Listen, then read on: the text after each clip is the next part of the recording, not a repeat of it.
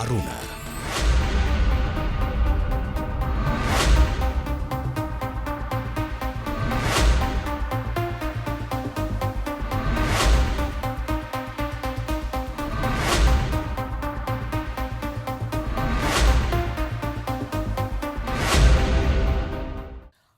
අයිබෝවන් සුබෝදෑසනක් අද 2021 ජනවාරි මාසේ 6 වනදා බදාදා දිනයක් සුපුරුදු විදියට රටට ආදරය කරන පරම්පරාව සමගින් අද දෙරණවරුණ මේ මොහොතේදී වැඩිම පිරිසක් නරඹන්නා වූ රූපවාහිනී උදෑසන වැඩසටහන ඔබ වෙත ගෙනෙන්නට අප සූදානම්. අද සිංහල සහ ඉංග්‍රීසි පුවත්පත් සියල්ලේම පාහේ එකක දෙකක ඇරෙන්නට ප්‍රධාන ප්‍රවෘත්ති බවට පත්වන්නේ මහා මූල්‍ය වංචාවක නීතිය ක්‍රියාත්මක වීම පිළිබඳව තොරතුරු.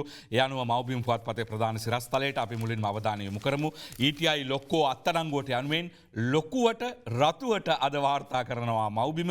ඒ අනුව ETI මූල්‍ය ආයතනයේ සිදු වූ මහා පරිමාණ මූල්‍ය වංචාවට අදාළව එහි අධ්‍යක්ෂ මණ්ඩලයේ සමාජිකින් තිදෙනෙක් රහස් පොලිසිය මගින් ඊයේ රාත්‍රියේ ඔවුන් රැඳී සිටි කොළඹ සුපිරි නිවාස තුළදී අත්අඩංගුවට ගත් බව සඳහන් කරනවා. සුපිරි නිවාස තුළදී කියන එක සියලුම පුවත්පත් වැඩි අවධානයකින් යුතුව වාර්තා කරනවා. මොකද මේ මුදල් තැන්පත් කරන ලද තැන්පත්කරුවන්ගේ මුදල්වල ප්‍රතිඵල විදිහට දක්වන්නට හැකියාවක් තිබෙන නිසා ඉතින් මේ පිළිබඳව ඉතාමත් සවිස්තරාත්මක තොරතුරක් අද අරුණ පුවත්පතේ ප්‍රධාන සිරස්තලය ඔස්සේ වාර්තා කරනවා. මුදල් විශුද්ධිකරණය බලපත් නැතිව මුදල් ගැනීම ස්වර්ණමහල් අධ්‍යක්ෂවරුන් අත්අඩංගුවට බිලියන 13.7ක තැන්පතු වංචාව කියලා එහි අනාවරණය කර සිටිනවා. ඒ අනුව රුපියල් බිලියන 13.7ක තැන්පතු නීති විරෝධීව ලබා ගැනීම ඇතුළු චෝදනා කිහිපයකට ETI සහ ස්වර්ණමහල් ජුවලර්ස් ආයතනයේ අධ්‍යක්ෂවරුන් තිදෙනෙකු අපරාධ පරීක්ෂණ දෙපාර්තමේන්තුව මගින් ඊයේ ඒ කියන්නේ 5 වනදා සවස අත්අඩංගුවටගෙන තිබෙන බව තමයි අද අරුණ පුවත්පත කියන්නේ. ඉතින් අසංක ඇල්ලුවේ කොල්ලුපිටියේ සුපිරි වෙළඳ සලකදී ජීවක සහ දීපා ඇල්ලුවේ කොළඹ 7 ගෙවල් වලින් නාලක සොයා CID මෙහෙයුම් කියලා වැඩිදුරටත් මේ තොරතුර වාර්තා කරන්නට සවිස්තරව දක්වන්නට අරුණ කටයුතු කරනවා. ජීවක ඉදිරිසිංහ හා කොළඹ නගර සභාවේ නාගරික මන්ත්‍රීවරයෙකු දීපා ඉදිරිසිංහ යන දෙදෙනා කොළඹ කුරුඳුවත්තේ නිවෙස්වලදීත් අසංක ඉදිරිසිංහ කොල්ලුපිටියේ පිහිටි ප්‍රධාන පෙළේ සුපිරි වෙළඳ සලකදීත් අත්අඩංගුවටගෙන තිබෙනවා. ඊයේ 5 වෙනිදා සවස 6:30ට පමණ තවත් අධ්‍යක්ෂවරයෙකු නාලක ඉදිරිසිංහ අත්අඩංගුවට ගැනීමට නියමිතව තිබෙනවා. මෙම අධ්‍යක්ෂවරු වහාම අත්අඩංගුවට ගන්නා ලෙස නීතිපති දප්පුලද ලිබේරා අපරාධ පරීක්ෂණ දෙපාර්තමේන්තුවේට ඊයේ දහවල් දුන් නියෝගයකින් පසුව මෙම මෙහෙයුම ක්‍රියාත්මක වුණායි කියලා පුවත්පත කියනවා. අත්අඩංගුවටගත් සැකකරුවන්ගෙන් ඊයේ රාත්‍රියේ ප්‍රකාශ සටහන් කර ගැනීමට පියවරගෙන තිබුණා. රුපියල් බිලියන 13.7ක තැන්පතු අනවසරයෙන් පිළිගැනීම, එම මුදල් ආයතා ලෙස පරිහරණය කිරීම සහ මුදල් විශුද්ධිකරණය සම්බන්ධයෙන් ETI සහ ස්වර්ණමහල් යන සමාගම්වල අධ්‍යක්ෂවරුන්ට එරෙහිව අපරාධ පරීක්ෂණ දෙපාර්තමේන්තුව විසින් මේ පරීක්ෂණ පැවැත්වුවා. ඉතින් නීතිපතිතුමා විසින් මෙසේ පොලිසියට උපදෙස් දීමෙන් නික්මිතව තමයි අධ්‍යක්ෂවරුන් සිව් දෙනාගෙන් තිදෙනෙකු අත්අඩංගුවට ගන්නටත් මේ වන විට අත්අඩංගුවට ගැනීමට නොහැකිව සිටින පුද්ගලයා සොයා විමර්ශන සිදු කරන්නටත් අපරාධ පරීක්ෂණ දෙපාර්තමේන්තුව කටයුතු කරලා තියෙන. ඉතින් ආද ඩේලි මිරර් සහ සිලෝන් ටුඩේ කියන ඉංග්‍රීසි පුවත්පත්වලත් ප්‍රධාන සිරස්තලය බවට පත්වන්නේ මේ අත්අඩංගුවට ගැනීම. දීර්ඝ කාලයක පටන් මේ තැන්පතුකරුවන් පාරවල් වලට ඇවිල්ලා සීදිවි නසා ගැනීම පිළිබඳව සඳහන් කරමින් ඒ වගේම හඬා වැටමින් මහා පොළවේ පස්කමින් මේ දුක කියමින් සිටියා. නීතිය ක්‍රියාත්මක කරන්නයි පොදු අහිංසක දුප්පත් ජනතාවට ක්‍රියාත්මක වන්නා වූ නීතිය මේ වගේ පුද්ගලයන්ට ක්‍රියාත්මක නොවන්නේ කියලා. ඉතින් ඒ ඔස්සේ ඊයේ දිනේදී නීතිය ක්‍රියාත්මක වන ආකාරය දැක ගන්නට ලැබුණා. ඉතින් අද සිලෝන් ටුඩේ පුවත්පතේ ප්‍රධාන සිරස්තලයට අපි අවධානය යොමු කරමු. ETI Finance and Swarnamahal Jewellers 3 former directors arrested. වාර්තාව අපගෙන ඉන්නේ සිලෝන් ටුඩේ පුවත්පතින්. Another to be arrested soon. Attorney General orders IGP to launch criminal probe.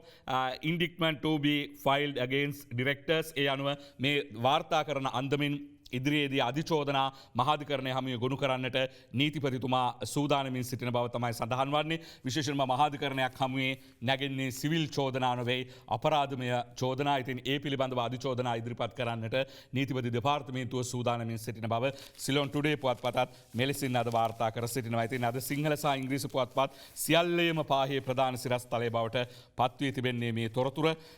ඒකම අපට යන්නට පුළුවන් දිනමින පුවත්පත මේ තොරතුර වාර්තා කරන අන්දමින් ETI ස්වර්ණමහල් අධ්‍යක්ෂවරු තිදෙනෙක් අත්අඩංගුවට ඡායාරූප සහිතව දිනමින අද වාර්තා කරනවා. ETI සහ ස්වර්ණමහල් ආයතනවල හිටපු අධ්‍යක්ෂවරුන් වන ජීවක එදිරිසිංහ, අංජලි එදිරිසිංහ සහ අසංක එදිරිසිංහ මහත්ම මහත්මීන්ව අපරාධ පරීක්ෂණ දෙපාර්තමේන්තුව විසින් ඊයේ පස්වරුවේ අත්අඩංගුවටගෙන තිබෙන බවයි වාර්තා කරන්නේ. ඉතින් කොළඹ හතේ කුරුඳුවත්තේ ගෙවල්වලදී ඊට පස්සේ සුපිරිම වෙළඳසල්වලදී මේ පුද්ගලයන් අත්අඩංගුවට පත් වුණයි කියලත් ආද වැඩිදුරටත් මේ තොරතුරු ඔස්සේ වාර්තා කරනවා. ඉතින් මේ ආයතනවල හිටපු අධ්‍යක්ෂ මණ්ඩලය අත්අඩංගුවටගෙන අධිකරණයට ඉදිරිපත් කරන්නයි නීතිපති දප්පුලද ලිබේරා මහතා විසින් අපරාධ පරීක්ෂණ දෙපාර්තමේන්තුවට දෙන ලද උපදෙස් අනුව මොවුන් අත්අඩංගුවටගෙන තිබෙනවා. නීතිපතිවරයාගේ සම්බන්ධීකරණ නිලධාරිනී රජයේ අධිනීතිඥ නිශාරා ජයරත්න මෙනිමිය පැවසුවේ නීති විරෝධී ලෙස රුපියල් කෝටි 1370ක තැන්පතු ලබා ගැනීම ඒවගේම රටේ තිබෙන්නා වූ නීතිරීති උල්ලංඝනය කරමින් මේ මුදල් අවභාවිතය කිරීම සහ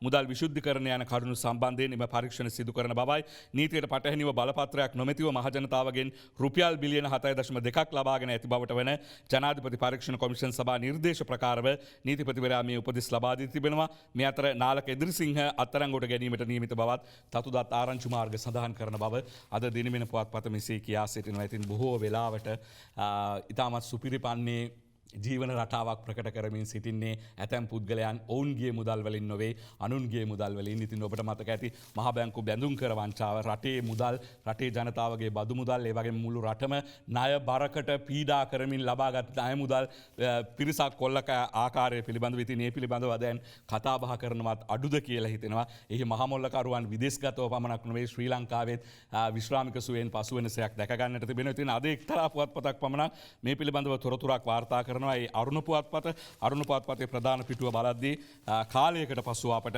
මේ මහ බැංකු බැඳුම් කර වංචාව පිළිබඳව තොරතුරක් දැක ගන්නට ලැබෙනවා. ඉතාමත් පුංචි සිරස්තලයක් ලෙසින්. ඉතින් පර්පචුවල් තහනමට 6 මාසක දිගුවක් කියලායි අද අරුණ පුවත්පත මේ විදිහට වාර්තා කර සිටින්නේ.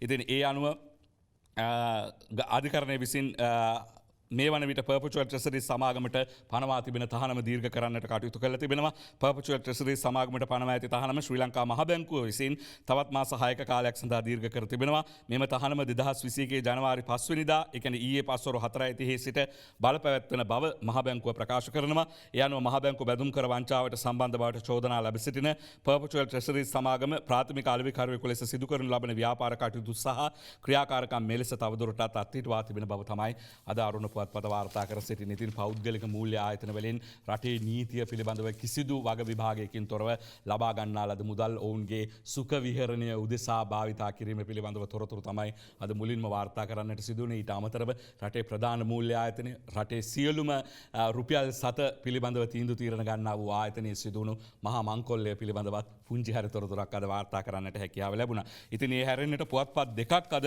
ප්‍රධාන සිරස්තල ලෙස තෝරාගෙන තිබෙන්නේ බිහිසුණු ඝාතනයක තොරතුරු. ඉතින් මේ තොරතුරු දැන් දවස් දෙකක් තිස්සේ වාර්තා වෙමින් පවතිනවා. දැන් ඒ අනුව දිවෙන පුවත්පතේ ප්‍රධාන සිරස්තලයට අපි අවධානය යොමු කරමු. ධම්මසිරි හිමි ඝාතනය කළේ කෝටි ගානක සල්ලි ගන්න වීඩියෝ පට ප්‍රසිද්ධ කරන බව කියා මීට පෙරත් මුදල් අරන් සාමනීර හිමිගේ මව අනියම් සැමියා ඇතුළු 4ක් සමග පැහැර ගැනීමට යොදාගත් වෑන් රියත් අල්ලයි කියලා තිබෙනවා. ඝාතනයේ සැකකරුවන්ගේ සේයාරෝත් ඇස් ආවරණය කරමින් දිවෙන ඉදිරිපත් කරනවා. මාකොළ නිවසකදී ඝාතනය කර කොටදෙනියාව සුසාන භූමියේදී පුච්චලා කියලාත් අද දිවෙන පුවත්පත කියනවා. ඉතින් කොඩිකන්ද ආරණ්‍ය සේනාසනාධිපති උඩුවිල ධම්මසිරි හිමියන් සංවිධානාත්මක පිරිසක් විසින් ඝාතනය කර ඇත්තේ එම ආරණ්‍ය වැඩවිසූ කුඩා සාමණේර හිමි නමකට සිදු වූ අතවරවලට අදාළ වීඩියෝ පට ප්‍රසිද්ධ කරන බවට තර්ජනය කර එම හිමියන්ගෙන් රුපියල් කෝටි ගණනක මුදල් ලබා ගැනීමට ගත් උත්සාහය ව්‍යර්ථ වීමෙන් පසුව බව පොලිස් විමර්ශන වලින් අනාවරණය වෙනවයි කියලයි අද දිවෙන පුවත්පත කියන්නේ. ඉතින් ධම්මසිරි හිමියන් පැහැරගත් සංවිධානාත්මක කණ්ඩායම මාකොළ ප්‍රදේශයේ නිවසක රඳවාගෙන උන්වහන්සේට පහර දෙමින් අමානුෂික වද හිංසා පමුණවමින් හිමියන් සතුව ඇති බව කියන රුපියල් කෝටි 5කට අධික මුදලක් ලබා ගැනීමට උත්සාහ කර ඇති බව විමර්ශනවලදී හෙළි වී තිබෙනවා. එම පහරදීම්වල සහ ගෙලසිර කිරීමේදී ධම්මසිරි හිමියන් අපවත් වී ඇති අතර පසුව මෙම සංවිධානාත්මක කණ්ඩායම උන්වහන්සේගේ දේහය කොටදෙනියාව නාවාන සොහොන් පිටියට රැගෙන ගොස් පෙට්‍රල් දමා පුළුස්සා පලා ගොස් ඇති බවයි වැඩිදුරටත් වාර්තා කරන්නේ. ධම්මසිරි හිමියන්ගේ ඝාතන සිද්ධියට සම්බන්ධ ප්‍රධාන සැකකාරිය සහ ඇගේ අනියම් සැමියා ඇතුළු සිව් දෙනෙකු ඊයේ වන විට පොලිස් අත්අඩංගුවටගෙන තිබූ අතර පැහැර ගැනීමට යොදාගත් වෑන් රථයත් ජංගම දුරකථනයත් ඇතුළු උපකරණ රසක් පොලිසිය භාරයට ගෙන තිබෙන බව තමයි වැඩිදුරටත් දිවෙන පුවත්පත කියන්නේ. ඉතින් ධම්මසිරි හිමියන් පැහැරගත් අවස්ථාවේ උන්වහන්සේ සතුව තිබී රැගෙන ගිය බැංකු පොත් කිහිපයක්ද පොලිසිය සොයාගෙන ඇති අතර එම බැංකු ගිණුම් වල රුපියල් 5000කටත් අඩු මුදලක් තිබී ඇති බව විමර්ශනවලදී හෙළි වෙලා තියෙනවායි කියලා අද දිවෙන පුවත්පත වැඩිදුරටත් කියනවා. එක්කම ලංකාදීපේ ප්‍රධාන සිරස්තලයටත් අපි අවධානය යොමු කරමු. සිරිධම්ම ධම්මසිරි හිමියන් කියලා දිවෙන පුවත්පත සඳහන් කළත් ලංකාදීපේ කියන්නේ සිරිධම්ම හිමියන් කියලා. කොහොම හරි ඝාතනය කළේ කටේ පාන්කඩ ඔබලා වදදුන් පාලු නිවසින් ඔප්පු බැංකු පොත් හමු වෙලා පැහැරගෙන ගොස් ඝාතනය කෙරුණු හංවැල්ල තුම්මෝදර කොඩිකන්ද ආරණ්‍ය සේනාසනාධිපති උඩුවිල සිරිධම්ම හිමියන්ගේ මරණයට සිදුව ඇත්තේ කටට රෙදිපාංකඩ වැනි යමක් ඇතුළු කිරීම හේතුවෙන් සිදු හුස්ම හිරවීමකින් නිසා බව මීගමු අධිකරණ වෛද්‍ය නිලධාරීවරයා ඊයේ සිදු කළ පශ්චාත් මරණ පරීක්ෂණයේදී අනාවරණය වෙලා තියෙනවා කියලා අද ලංකාදීප පුවත්පතත් වාර්තා කරනවා. ඉතින් මේ විහාරස්ථානයට අනුබද්ධිත ස්වාමින් වහන්සේ කෙනෙක් ඊයේ කතා කරලා කිව්වා මේ කියන්නා වූ ආකාරයේ අතවර සිදුවීමක් සිදු වෙලා නැහැ, මුදල් ගනුදෙනුවක් සම්බන්ධ ප්‍රශ්නයක් තමයි තිබෙන්නේ කියලා. ඉතින් ඒවා ඉදිරියේදී මේ විමර්ශන වලින් අනාවරණය කරලා අධිකරණයට තොරතුරු වාර්තා කරાવી. කෙසේ වෙතත් මුදල් ගනුදෙනු පවා ඉතින් නේද කොහොමද ඒවා පිළිබඳව අපි විශ්වාස කරන්නේ? සියල්ල හැරපියා. සියල්ල කියන්නේ මහා අධිරාජ්‍යයක්, සුරූපී බිසවක්, සුරතල් දරුවෙක්, ඊට පස්සේ රම්ම සුබ සියලුම මාලිගා හැරපියා රටට ලෝකයට මුළු මහත් විශ්වයටම ආදරයෙන් අභිනිෂ්ක්‍රමණය කරපු ශාස්ත්‍රූවරයෙකුගේ ධර්මයක් තුළ ඉතින් මුදල් ගැන කොහොමද කතා වෙන්නේ කියන එක හිතාගන්නත් අමාරු දෙයක් කියලා තමයි කියන්න වෙන. තරහ අවසරයි ඒ ටික කියන්නට සිද්ධ වුණාට. ඉතින් කොහොම හරි අද දිවෙන පුවත්පතේ අද වාර්තා කරනවා මේ විදිහට මේ බෞද්ධ භික්ෂුන් වහන්සේලා ඝාතනය ගැන සජිත් ප්‍රේමදාස විපක්ෂ නායකවරයා මැති සභාවේදීත් සාකච්ඡා කරයි කියලා. බෞද්ධ භික්ෂුන් ඝාතන ගැන සජිත් මැති සභාවේදී ප්‍රශ්න කරයි. පස්සේ උත්තර දෙන්නම් ඇමති සරත් වීරසේකර කියයි යනුවෙන් අද දිවෙන වාර්තා කරනවා. ඒ අනුව විටින් විට අසන්නට ලැබෙන බෞද්ධ භික්ෂුන් වහන්සේලාගේ ඝාතනයන් සම්බන්ධයෙන් විපක්ෂ නායක සජිත් ප්‍රේමදාස මහතා පාර්ලිමේන්තුවේදී ඊයේ විමසූ අතුරු ප්‍රශ්නයට පසුව පිළිතුරු දෙන බව මහජන ආරක්ෂාව පිළිබඳ ඇමති සරත් වීරසේකර මහතා ප්‍රකාශ කරන ලද බව තමයි දිවෙන පුවත්පත මෙලෙසින් වාර්තා කර සිටින්නේ. ඉතින් එහි වැඩිදුරටත් කියනවා එම තත්ත්වය සම්බන්ධයෙන් පසුව නිල වශයෙන් වෙනම ප්‍රශ්නයක් විමසුවහොත් ඒ සඳහා උත්තර දෙන්නම් කියලා ඇමතිවරයා කිව්වයි කියලා. මේ රජයේ බලයට පත්වීමෙන් පසුව 2020 ජනවාරි 9 වෙනිදා පොලිසිය යම් සැකකරුවෙක් සමග පොරබැදීමකදී ගිනිඅවියක් ක්‍රියාත්මක වීමෙන් හුංගම කහගල රජමහා විහාරස්ථානයේ බුත්තල සීලරත්න හිමියන් අපවත් වුණා. 2020 ජුනි 29 වෙනිදා මහින්දුරුවේ වැවකන්ද ශ්‍රී විජේධම්ම පිරිවෙන් විහාරස්ථානයේ විහාරාධිපති යටියන බුද්ධානන්ද ස්වාමින් වහන්සේ අතපය ගැටගැසල උල් ආයුධයකින් නැනලා මරා දමලා තිබුණා. 2020 දෙසැම්බර් 8 වෙනිදා රත්ගම පොල්ගස්තුව සේනාසනයේ භාවනායෝගීව වැඩවිසූ නිදර්ලන්තයේ ජිනවංශ හිමියන් ඝාතනය කරලා රත්ගම කලපුවට දමලා තිබුණා. දැන් දින කිහිපයකට පෙර හංවැල්ල තුන්මෝදර ආරණ්‍ය සේනාසනයේ වැඩවිසූ උඩුවිල ධම්මසිරි ස්වාමින් වහන්සේව මැර පිරිසක් විසින් පැහැරගෙන ගිහින් ඊයේ අහන්න ලැබුණ හිමියන්ගේ මලසිරුර කොටදෙනියාව මීරිගම පොදු සුසානයේ පිලිස්සමින් තිබෙනමයි කියලා. ඉතින් ඔබතුමාලා බලයට ආවේ සම්බුද්ධ ශාසනය සුරක්ෂා කරනවා. සුරක්ෂා කරන මුරදේවතාවන් වන මහා සංඝරත්නය මේ විදිහට ඝාතනය වන විට මම අහනවා කෝ ජාතික ආරක්ෂාව කියලා. මෙන්න මේ විදිහට තමයි විපක්ෂ නායකවරයා ඊයේ ප්‍රශ්න කරන ලද්දේ. ඉතින් බොහෝ තොරතුරු ඒක රාශී කරගන්නමින් විශේෂ සමීක්ෂණයකින් ඉක්බිතිව තමයි මේ ස්වාමින් වහන්සේලා ඝාතනයට ලක් වූ ස්ථාන, ඒ වගේම උන්වහන්සේලාගේ නම්ගම් වගවාසගම් සියල්ල සහිතව මැති සභාවේදී පාර්ලිමේන්තුවේදී මේ තොරතුරු දක්වා තිබෙන. ඉතින් ඒ අනුව සරත් වීරසේකර අමාත්‍යවරයා පොලිසිය භාර අමාත්‍යවරයා විදිහට ඉදිරියේදී පිළිතුරු ලබා දෙන්නට සූදානම් කියලා දක්වලා තියෙනවා. ඉතින් ඒකම ඊයේ දිනේදී දැන් මේ ස්වාමින් වහන්සේලා පිළිබඳව පාර්ලිමේන්තුවේදී කතා කරද්දී පාර්ලිමේන්තුවේ මෙවර පාර්ලිමේන්තුවේ මෙතෙක් දැක ගන්නට නොලැබුණු භික්ෂුරුවක් ඊයේ දිනේදී දැක ගන්නට ලැබුණා. ඒ අනුව දීර්ඝ කාලයක් තිස්සේ මාස ගණනක් තිස්සේ හිස්ව පැවති අපේ ජනබල පක්ෂයේ මොකක්ද ඒකට කියන්නේ ජාතික ලැයිස්තු මන්ත්‍රී ධුරය එහෙම නැත්නම් පිනිස ලැබුණු මන්ත්‍රී ධුරය ඊයේ දිනේදී පූර්ණය වුණා. ඒ අතුරලිය රතන ස්වාමින් වහන්සේ ඒ සඳහා දියුරුම් දීමෙන් ඉක්බිතිව ඉතින් බොහෝ ආන්දෝලනවලට පසුව තමයි මේ අබෑර්තුවත් පිරවෙන ලද්දේ. අද දිනෙමිනි කියනවා රතන හිමි දියුරුම් දෙයි කියලා. 9 වෙනි පාර්ලිමේන්තුවේ මන්ත්‍රීවරයෙකු ලෙස අතුරලිය රතන හිමියන් ඊයේ පාර්ලිමේන්තු රැස්වීම ආරම්භයේදී කතානායක මහින්දයාපා අබේවර්ධන මහතා ඉදිරියේ දියුරුම් දුන් ආකාරය තමයි මෙලෙස සේයාරුවක් සහිතව වාර්තා කරන්නේ. ඉතින් ඉන් ඉක්බිතිව උන්වහන්සේ අසුන් ගත්තේ කෙසේද කොතනද කියා විමසද්දී දිවෙයින බලන්නට වෙනවා. මැති සභාවේ දියුරුම් දුන් රතන හිමි විපක්ෂයේ අසුන් ගනී කියලායි කියන්නේ. ඉතින් විපක්ෂයේ ඉහළ පෙළේ එහෙම නැත්නම් ඉදිරි පෙළේ ආසනයක් තමයි උන්වහන්සේ වෙනුවෙන් වෙන්නුනේ. ඉතින් එහි දක්වා තිබෙනවා දියවරුම් දීමෙන් නික්බිතිව අතුරලේ රතන ස්වාමීන් වහන්සේ විපක්ෂය අසුන් ගත්තයි කියලා. ඉතින් වේත්‍රධාරී නරේන්ද්‍ර ප්‍රනාන්දු මහතා විසින් අතුරලියේ රතන හිමියන් සභාගමට කැඳවාගෙන අතර පසුව කතානායක මහින්දයාප අබේවර්ධන මහතා ඉදිරියේ උන්වහන්සේ නව මන්ත්‍රීවරයෙකු ලෙස දියවරුම් දුන්නා. දියවරුම් දීමෙන් අනතුරුව රතන හිමියෝ විපක්ෂයේ මුල් පෙළ කෙරවලේ පිහිටි 20 වෙනි ආසනය අසුන් ගත්තා. එක්සත් ජාතික පක්ෂයටද ජාතික ලැයිස්තු මන්ත්‍රී ධුරයක් හිමි වූ අතර ඒ තවමත් හිස්ව පවතිනවා කියලත් ඒ අතරතුර සිළුමින මේ ප්‍රවෘත්තියේ අවසන් වැකිය විදිහට වාර්තා කර සිටිනවා. ඉතින් විපක්ෂ අසුන් ගත්තත් රතන ස්වාමීන් වහන්සේ කිනම් මතයක සිටිනවාද විපක්ෂයට සහාය දක්වනවාද එහෙම නැත්නම් ආණ්ඩු පක්ෂයට සහ ජනාධිපතිතුමාගේ ප්‍රතිපත්ති මාලාවට සිය සහයෝගය දක්වනවාද යන්න පිළිබඳව උනන්දුවක් දක්වනවා නම් අද මව්බිම් පුවත්පත බලන්නට වෙනවා. සෞභාග්‍ය දැක්ම යථාර්ථයක් කිරීමට සටන් කරනවා. සහයෝගය දක්වනවායි කියලා නෙවෙයි දක්වා තිබෙන්නේ සටන් කරනවායි කියලා. ඉතින් ඒ අනුව සෞභාග්‍ය දැක්ම ඉදිරියේදී යථාවත් කරන්නට එහෙම නැත්නම් යථාර්ථවාදී කරන්නට Tamanගේ දායකත්වයේ දෙමින් ඒ වෙනුවෙන් සටන් කරන බව තමයි පූජ්‍ය අතුරලියේ රතන ස්වාමින් වහන්සේ සඳහන් කරයි කියලා අද පුවත්පත් වාර්තා කරන්න. මැති සභය එහෙම නැත්නම් ජනතා නියෝජිතයන්ගේ මුදුන් මල් කඩ කියන්නට පුළුවන්. ව්‍යවස්ථා දායකයෙක් කියන්නේ ඉතින් ප්‍රධාන කුළුණු තුනෙන් ප්‍රධානතම කුළුණක් විදිහටත් හඳුන්වන්නට පුළුවන්. ඒ ගෞරවය පිළිබඳව එහි නායකයාට එහෙම නැත්නම් කතානායකවරයාට ඉතිහාසයේ සිටම පසුගිය පාර්ලිමේන්තුවෙත් එහෙමයි මේ පාර්ලිමේන්තුවෙත් එහෙමයි විටින් විට සිහිපත් කරන්නට සිදු වුණා. අද දිනමින කියන්නේ මේ අවුරුද්දේදීවත් ඒ කියන්නේ කලින් අවුරුද්දවල ඒක සිද්ධ නොවුණු නිසා මේ අවුරුද්දේදීවත් පාර්ලිමේන්තුවේ ගෞරවය රකින්න කතානායක මන්ත්‍රීවරුන්ගෙන් ඉල්ලයි. ඉතින් මේ වසරේදීවත් හරවත් ලෙස වාද විවාදවලට සම්බන්ධ වෙමින් ව්‍යවස්ථාදායකයේ ගෞරවය හා අභිමානය ආරක්ෂා කිරීමට දායක වන්නයි කතානායක මහින්දයාප අබේවර්ධන මහතා නව වසරේ පළමු පාර්ලිමේන්තු රැස්වීම ආරම්භ කරමින් ඊයේ දිනේදී දක්වා සිටියයි කියලා තමයි අද පුවත්පත් වාර්තා කර සිටින්නේ.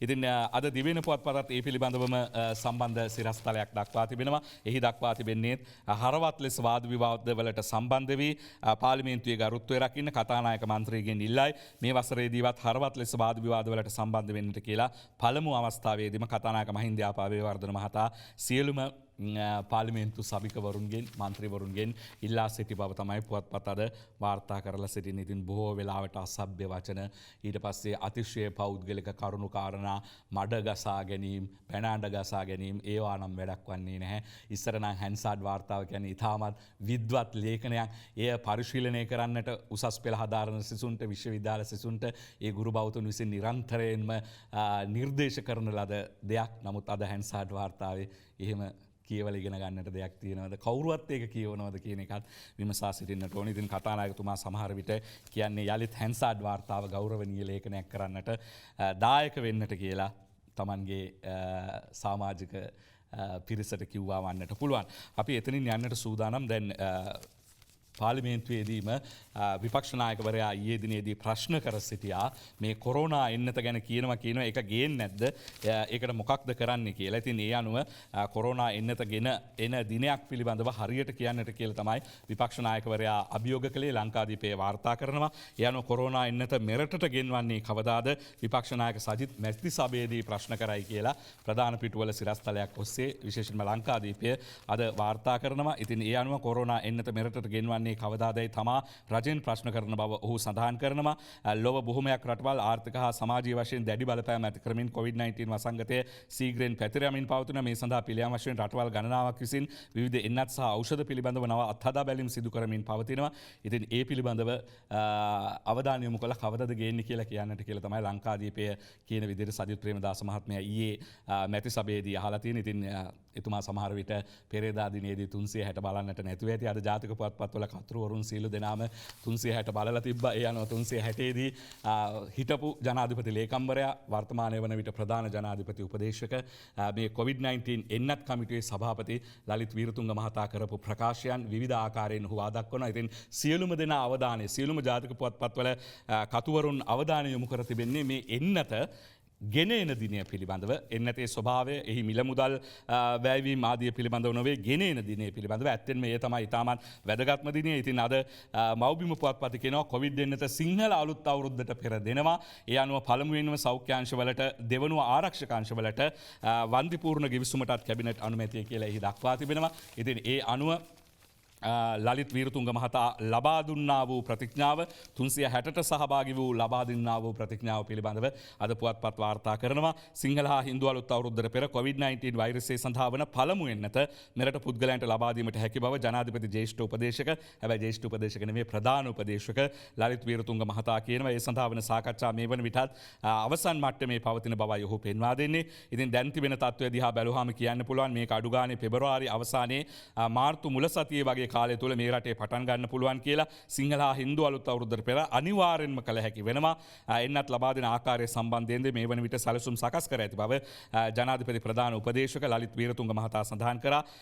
වීරතුංග මහතා මේ අදහස් පළ කළේ පෙරේදා රාත්‍රියේ දෙරණ රූපවාහිනී නාලිකාවේ 360 වැඩසටහනට සහභාගී වෙමින් කියලා අද පුවත්පත් සිහිපත් කර සිටිනවා. ඉතින් සියලුම පුවත්පත් මේ තොරතුරු පිළිබඳව දැඩි අවධානයක් යොමු කරලා තියෙනවා. ලබන සිංහල අලුත් අවුරුද්දට අපට එහෙම නැත්නම් අවුරුදු කන්නට සිදුවන්නේ එන්නත විදගැනීමේ නික්මිතව. හැබැයි මෙහි යම්කිසි ආකාරයෙන් ප්‍රමුඛතා ලයිස්තුවක් තිබෙනවා. ලලිත් වීරතුංග මහතා සඳහන් කරපු ආකාරයෙන්ම දැන් මේ පුවත්පතුත් කියනවා පළමුවෙන්ම සෞඛ්‍යාංශවලට වඩා අවදානම් කලාපයේ සිටින්නේ ඔවුන්. ඒ අනුව සෞඛ්‍යාංශවල දෙවනුව ආරක්ෂක අංශවල සහයෝගය ප්‍රාර්ථනා කරමින් ඔවුන්ට එන්නත ලබා දෙනවා. ඊට පස්සේ තමයි ජ්‍යෙෂ්ඨ පුරවැසියන්ට ලබා දීලා පියවරෙන් පියවර මුළු රටෙන්ම අඩුම ගානේ 65%කටවත් ශ්‍රී ලංකාවේ පිරිසකට මේ එන්නත ලබා දෙන්නට කටයුතු කරනවයි කියලා කියන්නේ. ඉතින් මේ පිළිබඳව කැබිනට් මණ්ඩලයේ අනුමැතිය ලැබී තිබෙන බවත් අද පුවත්පත වාර්තා කර තිබුණා. අද පුවත්පතේ ප්‍රධාන සිරස්තලය වෙන්වන්නේ ඒ පිළිබඳව කියන්නට. ඒ අනුව අද පුවත්පතේ ප්‍රධාන සිරස්තලයත් අපට පෙන්වන්න. එහි දක්වා තිබෙන්නේ මේ කොවිඩ් එන්නත සම්බන්ධයෙන් මේ වන විට කැබිනට් අනුමැතියත් ලැබී තිබෙන බවයි. අපි දිනමින පුවත්පතය වාර්තා කරන අන්දම බලමු. දිනමින කියනවා කොවැක්ස් පහසුකම යටතේ කොවිඩ් එන්නත ගේන්න කැබිනට් අනුමැතිය. ඒ අනුව කොවැක්ස් පහසුකම යටතේ COVID-19 එන්නත ලබා ගැනීම සඳහා අදාළ නිෂ්පාදකයා සමග ගිවිසුම් ගත වීමට සෞඛ්‍ය ඇමතිනේ පවිත්‍රා වන්‍යාරච්චි මහත්මිය ඉදිරිපත් කර තිබූ යෝජනාවක් කැබිනට් මණ්ඩලයේ අනුමැතියට ලක් වී තිබෙනවා. ලෝක සෞඛ්‍ය සංවිධානය ක්‍රියාත්මක කරන කොවැක්ස් ක්‍රියාවලියට ශ්‍රී ලංකාව දැනටමත් ඇතුළත් වී ඇති අතර එමගින් COVID-19 එන්නත් මාත්‍රා ලබා ගැනීමට ශ්‍රී ලංකාව සුදුසුකම් ලබා තිබෙන බවත් එහි දක්වා තිබෙනවා. අපි එතනින් යන්නට සූදානම්. දැන් COVID-19 මේ වෛරස් තත්ත්වය පිළිබඳව එහෙම නැත්නම් මේ වසංගත තත්ත්වය පිළිබඳව අද පුවත්පත් වාර්තා කරන තොරතුරු ටික සැකවින් හෝ ඉදිරිපත් කරන්නට. ඉතින් උදෑසන සිට රාත්‍රිය දක්වා කොරෝනා එහෙම නැත්නම් COVID-19 කියමින් ඔබේ මානසික තත්ත්වය පහළ හෙලන්නට අපට අවශ්‍ය වන්නේ නැහැ. ඇත්තෙන්ම අප දැනගත යුතු කරුණු ප්‍රමාණයෙන් සන්නද්ධ වීම ඉතාමත් උචිත වෙනවා. ඉතින් ඇතැම් පුද්ගලයන් සමහර පුද්ගලයන් උත්සාහ දරනවා අනවශ්‍ය ලෙස මේ තොරතුරු වසංගතයේ ගොදුරක් බවට පත්වන්නට. ඉතින් මේ සම්බන්ධයෙන් විශේෂයෙන්ම මේ තොරතුරු තාක්ෂණය පිළිබඳව මාධ්‍ය පිළිබඳව ආචාර්ය මහාචාර්යවරුන් පෙන්වන්නේ එක වසංගතයක් තියේදී තවත් වසංගතයක ගොදුරක් බවට ඔබ පත්වන්නට අවශ්‍ය වන්නේ නැහැ කියලා. ඉතින් අද ලංකාදීපය ගෙනෙන සිරස්තලයකට අපි සැකවින් අවධානය යොමු කරමු. ඉකුත් පැය 24ට රෝගීන් 465ක් වෙන වෙන ලෙඩවලට රෝහල් වලට ඇතුළු කළ රෝගීන් 74කටත් කොරෝනා යනුවෙන් තමයි අද ලංකාදීපය මෙලෙසින් වාර්තා කර සිටින්නේ. ඉතින් ඒ අනුව විවිධ රෝගවලට රෝහල්වලට ඇතුළත් කරන ලද අයත් මේ තත්ත්වයට පත්වී තිබෙන බව තමයි යුද හමුදාපති ආරක්ෂක මාණ්ඩලික ප්‍රධානී ජෙනරාල් ශවේන්ද්‍ර සිල්වා මහතා ඊයේ දිනේදී අනාවරණය කරන ලද්දේ. කොරෝනා වෛරසය පැතිර යාම වැළැක්වීමේ ක්‍රියාමාර්ගයක් ලෙස මෙරට සෑම රෝහලකටම රෝගීන් ඇතුළත් කිරීමේදී මෙන්ම රෝහල් වලින් පිටව යාමේදී PCR පරීක්ෂණයක් සිදු කිරීමට රජය තීරණය කර තිබූ අතර ඒ අනුව ඊයේ දිනේදී එසේ කළ පරීක්ෂා කිරීම්වලදී සොයාගත් රෝගීන් ගණන 74ක් වූ බවද යුද හමුදාපතිතුමා සඳහන් කරනවා. මෙරටින් ඊයේ පෙරවරු 6න් අවසන් වූ පැය 24ක කාලය තුල හඳුනාගත් කොරෝනා රෝගීන් 468 දෙනා අතුරින් කොළඹ නගර සීමාවෙන් 117 දෙනෙකු, කුණ්ඩසාලිය ප්‍රදේශයෙන් 12 දෙනෙකු, රත්නපුරයෙන් 12 දෙනෙකු, අත්තනගල්ල ප්‍රදේශයෙන් 10 දෙනෙකු, හංවැල්ල ප්‍රදේශයෙන් 14 දෙනෙකුද, පිළියන්දල ප්‍රදේශයෙන් 15 දෙනෙකුද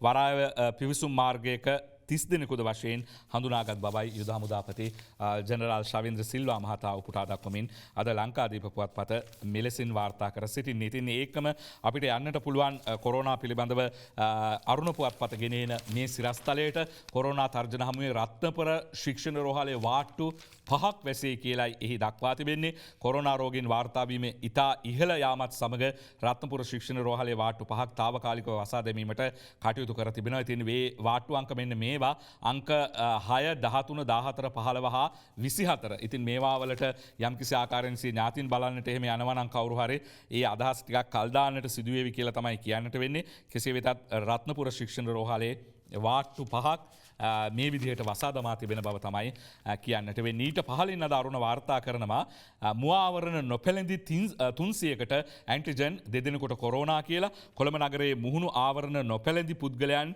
300ක් ආශ්‍රිතව කළ ඇන්ටිජන් පරීක්ෂණ වලින් පුද්ගලයන් දෙදෙනෙකුට කොරෝනා ආසාදනය වී ඇති බව තහවුරු වී තිබෙනවා. පොලිස් මාධ්‍ය ප්‍රකාශකවරයා සඳහන් කරන්නේ එම ආසාදිතයන් ප්‍රතිකාර මධ්‍යස්ථානවලට යොමු කිරීමට පියවරගෙන ඇති බවයි. ඔවුන්ගේ සමීප ආශ්‍රිතයන් ස්වයං නිරෝධායනයට යොමු කිරීමට පියවරගෙන තිබෙන බවත් වැඩිදුරටත් අද අරුණ පුවත්පත මෙලෙසින් වාර්තා කර සිටිනවා. ඉතින් තවත් බොහෝ තොරතුරු විශේෂයෙන්ම අද දිනේදී අධිකරණ කටයුතු මහාධිකරණ කටයුතු ආරම්භ වීම ආදී දේවල් පිළිබඳවත් තොරතුරු පුවත්පත් වාර්තා කරනවා. අපිට විරාමයකට ගිහින් තමයි ඒවා වලට අවධානය යොමු කරන්නට සිදුවේ.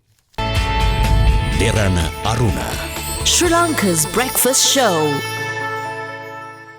අද දිනමිනගෙන එන්න වූ සිරස්තලයක් වනාන්තර 69ක් රක්ෂිත ලෙස ගැසට් කරයි යන්වෙන් එහි දක්වා තිබෙනවා. ශ්‍රී ලංකාවේ දිස්ත්‍රික්ක 15කට අයත් වනාන්තර 69ක් ගැසට් පත්‍රයක් මගින් රක්ෂිත බවට පත් කිරීමට රජය තීරණය කර තිබෙනවා.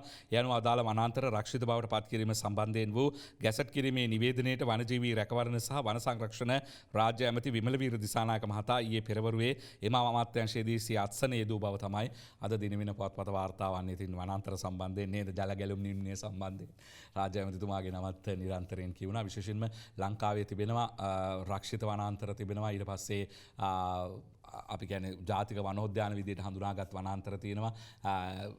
තව විවිධ නම් වලින් හඳුන්වනා වූ වනාන්තර තිබෙනවා. ඉතින් ඒ අතරතුර අර සෙසු වනාන්තර කියලා හඳුන්වන. එහෙම නැත්නම් අනිකුත් වනාන්තර කියලා හඳුන්වන වනාන්තර සම්බන්ධයෙන් දැඩි ආందోලනයක් පසුගිය දිනවලදී ඇති වුණා. කෙසේ වෙතත් ඉතින් වනාන්තර කියන එක රජයේ පමණක් නෙවෙයි අප විසිනුත් ආරක්ෂා කරගත යුතුයි. වනාන්තර කියන්නේ වගේම පරිසරය කියන්නේ කවුද කියන එක ඊටමත් අපූර්ව ලිපියක් ඔස්සේ අද වාර්තා වෙනවා. අද පුවත්පතෙන්ම ඒ 10 වන පිටුවෙන් ඉතින් සෝබා බදාදා කියන අතිරේකයේ ඔස්සේ තමයි නීතිඥ රවීන්ද්‍රනාත් දාබරේ මහතා දක්වන්නා වූ අදහස් දැක්වීමක් මෙලෙස පිටුකොට එක්ක කර තිබෙන්නේ. පරිසරය කියන්නේ අපේ මව්කුසේ පරිසරය වෙනස් කළොත් ඒක කලලයට බලපානමයි කියලයි මේ පරිසර විශේෂම ස්වභාවික යුක්ති කේන්ද්‍රය සම්බන්ධයෙන් කටයුතු කළ මේ විල්පත්තු නඩුවට එහෙම පෙනී සිටි නීතිඥ රවීන්ද්‍රනාත් දාබරේ මහතා සඳහන් කරන්නේ. ඉතින් රාජ්‍ය ආයතන බොහොමයක් අද වන විට කැණීම් බලපත්‍ර දෙන ආයතන බවට පත් වෙලා බලපත්‍ර ලබා දුන් පසු ඒ බලපත්‍ර කොන්දේසි ක්‍රියාත්මක කරන්නේ කොහොමද කියලා නිසි ආකාරයෙන් සොයාබැලීමක් සිදුවන්නේ නැහැ. මේ ආකාරයට පරිසරය ආරක්ෂා කිරීම සම්බන්ධයෙන් පසුවිපරම් කිරීම සිටින රාජ්‍ය ආයතන බොහොමයක් එම කාර්ය අතපසු කරලා තියෙනමයි කියලා නීතිඥවරයා චෝදනා කර සිටිනවා. අපි දිනමින පුවත්පතේ තවත් සිරස්තලයකට යමු. කොවිඩ් සිරුරු භූම දානය කළහොත් අවුරුදු 100කින් හෝ වෛරසය මතුවේ හැකි කියලා ප්‍රකාශයක් නිකුත් වෙනවා. ඉතින් කොරෝනා ආසාදිතව මියගිය සිරුරු භූම දානය කළහොත් එම වෛරසය නැවත වසර 100කින් හෝ මතුවීමේ අවදානමක් තිබෙන බව සපරගම විශ්වවිද්‍යාලයේ කෘෂි විද්‍යාපීඨයේ පාංශු හා පාරිසරික විද්‍යාව පිළිබඳව මහාචාර්ය ප්‍රියන්ත යාපා මහතා සඳහන් කරනවා. අපිට ප්‍රියන්ත යාපා මහතාගේ කරුණු දැක්වීමට දැන් සමන් දිය හැකියි. දැන් සමහරෙක් කියනවා මේ ලෝක සෞඛ්‍ය සංවිධානයේ නිර්දේශ කළා තියෙනවා භූම දාන හෝ ආදාහනය කළ යුතුයි කරන්න පුළුවන් කියලා. නමුත් ලෝක සෞඛ්‍ය සංවිධානය කිසිසේත්ම ඒක අනිවාර්ය නිර්දේශයක් ඇටියට දීලා නැහැ. මේක ඕනෑම රටක භූම දානය කරන්න අවශ්‍යයි කියලා. ඒ රටේ තියෙන තත්ත්වයන් අනුව කල්පනා කරලා බලලා භූම දානය හෝ ආදාහනය තීරණය කරන්න පුළුවන් කියලායි. දැන් මෙතන ප්‍රශ්නයක් වුණා කමිටු දෙකක් පත් කරා මේ වෛරසය භූම දානය කරනවද ආදාහනය කරනවද කියලා තීරණය කරන්න. පළවෙනි කමිටුවෙන් තීරණයක් දුන්නා 100%ක් සහතික කරලා කියන්න පුළුවන් වෛරසය විනාශ වෙන ක්‍රමය ආදාහනය. ඒක තමයි නිර්දේශ කරන්නේ. තව කමිටුවක් දැම්මා. මම මේ කමිටුව පිළිබඳව ඇත්තටම හොයා බැලුවා. ඒ කමිටුවේ ඉන්නේ වෛරස් සහ ශුද්‍රජීවී විද්‍යාඥයින් පමණයි. මං හිතන්නේ එතන යම්කිසි වැරදක් වෙලා තියෙනවා. ඒ නිසා කිසිම තැනක විද්‍යාත්මක පර්යේෂණයක කිසිම තැනක කිසිම නිගමනයකට අවිලා නැහැ. වෛරස් එකක් මලමිනියට ගියාම සම්පූර්ණයෙන් විනාශ වෙනවා කියලා. සාමාන්‍ය දේහයක් දි รา පත් වීමට සාමාන්‍යයෙන් දින 7ක 10ක කාලයක් යනවා. ඒ වගේම දේහයේ තියෙන්න පුළුවන් දේහ තරල වියලීමටත් දින 3-4ක කාලයක් ගත වෙනවා. එතකොට COVID-19 වෛරසය සුසනද පද්ධතිය ආශ්‍රිත තරල මගින් දේහයෙන් එළියට ගමන් කරන්න පුළුවන් ජීර්ණය වීමේදී විවිධ පරීක්ෂණ වලින් පෙන්වන කාරණයක් තමයි අත් වශයෙන්ම දේහ තරල විශේෂයෙන් COVID-19 වෛරසය අපද්‍රව්‍ය සහිත ජලයට එකතු වෙන්න පුළුවන් කියන කාරණය. දැන් ඒකම අද පුවත්පත් වාර්තා කර සිටිනවා මේ ගුවන් තොට විවෘත කිරීම සම්බන්ධයෙන් ලංකාදීපය කියන්නේ කටුනායක මත්තල ගුවන් තොටුපොළවල් 21 වෙනිදා සිට යලි ඇරේ කියලා. ඒ අනුව මේ ගුවන් තොටුපොළවල් දෙකම විවෘත වීමට නියමිතයි. ඉතින් ඇතමුන් චෝදනා කරනවා මේ සංචාරකයන් ගෙන එන්නටද මේවා විවෘත කරන්නේ. විදේශගත ශ්‍රමිකයන් අපේම සහෝදර සහෝදරයන් කාලයක් රට විරුවන් කියලා හඳුන්වපු පිරිස සම්බන්ධයෙන් අවධානය යොමු කරන්නේ නැහැද්ද කියලා. ඉතින් යුද හමුදාපතිතුමා ඒ සම්බන්ධයෙන් දක්වන්නා වූ ප්‍රතිචාරයද ඩේලි මිරර් පුවත්පතේ ප්‍රධාන පිටුවේ දක්වා තිබෙනවා. Airlines permitted to bring additional 75 Sri Lankan in each flight, Army Chief යනුවෙන් වාර්තා කරන්නේ අද Daily Mirror පුවත්පත. At least 10 flights are arriving in the country daily. ඒ අනුව අඩුම ගානේ ගුවන් යානා 10ක්වත් ලංකාවට පැමිණීමට එහෙම නැත්නම් දිවයිනට පැමිණීමට කටයුතු යොදා තිබෙන බවයි සඳහන් කරන්නේ. ඉතින් අමතර 75 දෙනෙකු ශ්‍රී ලාංකිකයන් 75 දෙනෙකු මේ ගුවන් යානාවල ගුවන් බස්වල ගෙනීමට සූදානම් කරලා තියෙනවා කියලාත් යුද හමුදාපති ජෙනරාල් ශාවේන්ද්‍ර සිල්වා මහතා සඳහන් කරනවා. ඉතින් හැකි උපරිමයෙන් මේ විදේශගත ශ්‍රමිකයන් විදේශගත ශ්‍රී ලාංකිකයන් සිය මව් රට කරා ගැනීමට කටයුතු කරමින් සිටින බව තමයි යුද හමුදාපතිතුමා අවධාරණය කර සිටින්නේ ඩේලි මිරර් පුවත්පත අද වාර්තා කරන අන්දමේ. ඉතින් ඊයේ දිනේදී වාද පිටිය වැඩසටහනට සහභාගී වුණු පක්ෂ විපක්ෂ මැති ඇමතිවරුන් COVID-19 එන්නත පිළිබඳව සිය අවධානය යොමු කළා. ප්‍රධානටම කාරණාව වෙලා තියෙන මේ කොරෝනා වසංගතය. අද වෙන මොනවත් මේ රටේ මිනිස්සු ඉල්ලන්නේ නැහැ. හැබැයි මේ රටේ මිනිස්සු නොඉල්ලන හැමදේම දෙනවා. මේ ඉල්ලන එකම දෙන්නේ නැහැ. ඒ මොකද්ද කොරෝනා වසංගතයේ විසඳුම. අද මේ වෙනකොට බොහෝ රටවල් කොරෝනා වසංගතයට ඕන එන්නත ලබා දෙන්න කටයුතු කරලා තියෙනවා. ඇනවුම් කරලා තියෙනවා. මේ අපිට තියෙන්නේ මිලියන 21යි. ඉන්දියාවේ බිලියනයක් මිනිස්සුන්ට දෙන්න නොමිලේ දෙන්න කටයුතු කරනවා. බංග්ලාදේශේ ඊළඟ මාසෙ ඉඳන් දෙනවා. අද මේ රටේ එහෙම වැඩපිළිවෙල ක්‍රියාත්මක වෙන්නේ මේ රටේ මිනිස්සු ඉල්ලන්නේ නැහැ පාරවල් හදන්න කියලා. මේ වෙලාවේ කොරෝනා අපි පළවෙනි රැල්ල ඇත්තටම රජයක් හැටියට තාම හොඳින් ඒක අපි පාලනය කරා. ඉතින් ඒ කාලෙත් අපිට හොඳ කිව්වේ නැහැ මේ විපක්ෂය අද වගේ තමයි දත් අපිට ගල් පහරවල් තමයි එල්ල කරේ. නමුත් අපි දෙවෙනි රැල්ල මේකදී අපිට ආවේනික දෙයක් නෙමෙයි. අපේ රටේ ජනාධිපතිතුමායිවත් රජයේ අධ්‍යක්ෂකම නෙමෙයි. ඒ එහෙනම් ඇමරිකාවේ, ඉන්දියාවේ, ප්‍රංශේ, බ්‍රිතාන්‍ය, ඉතාලිය නැති මේ රටවල් වල කොහොම අධ්‍යක්ෂ පාලකයෝ වෙන්න ඕනේ ඉන්නේ. මේක මැඩපවත්වා ගන්න බැරුව වෙලා කියලා. ඉතින් අපි ඇත්තටම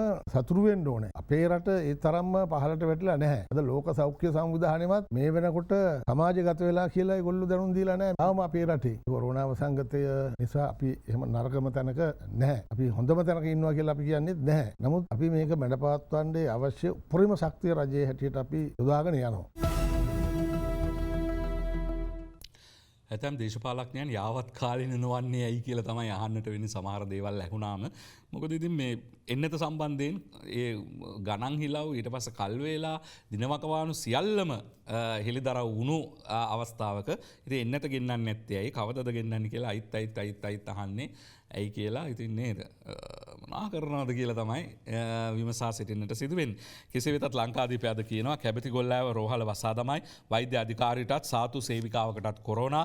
කැබිතිගොල්ලෑව මූලික රෝහලේ කොරෝනා ප්‍රතිකාර ඒකකයට හැර එම රෝහලට වෙනත් නේවාසික රෝගීන් ඇතුළත් කර ගැනීමත් සායනික හා බාහිර රෝගීයන්ගේ ප්‍රතිකාර සේවාවනුත් සම්පූර්ණයෙන්ම නතර කරන්නට කටයුතු කරලා තියෙනවායි කියලා කියනවා. ඉතින් ඒ අනුව රත්නපුරේ වාට්ටු 5ක් වැහුවා. කැබිතිගොල්ලෑව සම්පූර්ණ රෝහලම වසා දමා තිබෙන බව අද ලංකාදීපය කියනවා. ඉතින් සංචාරක ව්‍යාපාරය සම්බන්ධයෙන්ුත් ආందోලනයක් ඇති වෙලා තියෙනවා. මේ යුක්‍රේන ජාතිකයන් ලංකාවටත් වඩා දුප්පත් රටකින් ඇයි මෙම සංචාරකයන් ගේන්නේ කියලා ඊයේ පාර්ලිමේන්තුවේදී විපක්ෂය ප්‍රශ්න කර සිටියා.